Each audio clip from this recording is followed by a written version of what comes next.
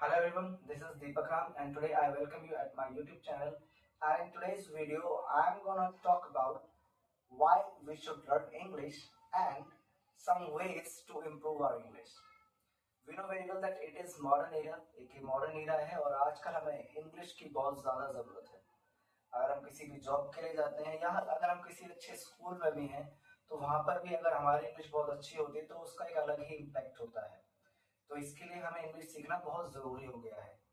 ठीक है, अगर हम अपने घर की भी बात करते हैं तो अगर हमें वहाँ का भी एटमॉस्फेयर सुधारना है, एक एजुकेशन वाला माहौल लेकर आना है तो हमें इंग्लिश आनी बहुत ज़रूरी हो चुकी है आज के माहौल में. तो सबसे पहली बात यही होगी कि हमें इंग्लिश इसलिए सीखनी चाहिए क्योंकि ये आज की ज़रूरत है. It is the need of today.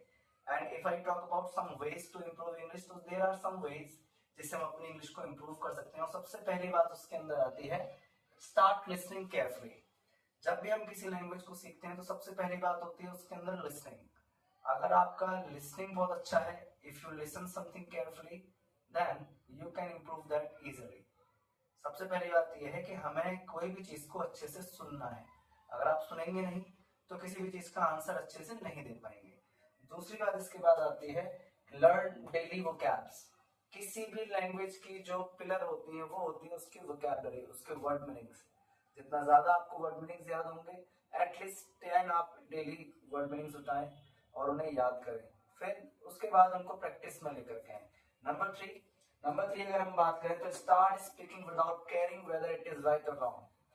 सबसे बड़ी बात क्या होती है, जब हम थोड़ा सा सीख लेते हैं उसके बाद हमारे अंदर बहुत ज्यादा ही हेजिटेशन होती है कि कोई चीज सही होगी या गलत.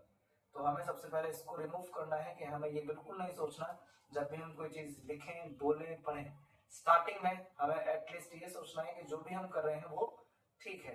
धीरे धीरे आप उसको जब इम्प्रूव करते जाएंगे तो आपको वो चीजें समझ में आने लगेंगी. देन आप उसको राइट और रॉन्ग कर सकते हैं. सबसे पहली बात है कि आपको ये आना चाहिए कि आपके अंदर एक कॉन्फिडेंस होना चाहिए कि आप लिख पा रहे हैं और बोल पा रहे हैं. उसके बाद नंबर 4 पर है read books, story books.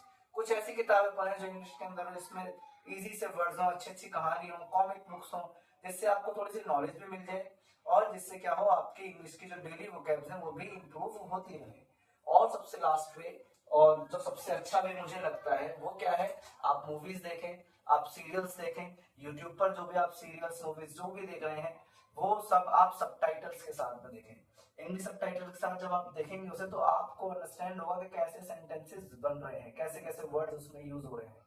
I think ये वेज जो आपको हेल्प करने वाले हैं. Thank you very much for watching this video. Please like, share and subscribe my channel.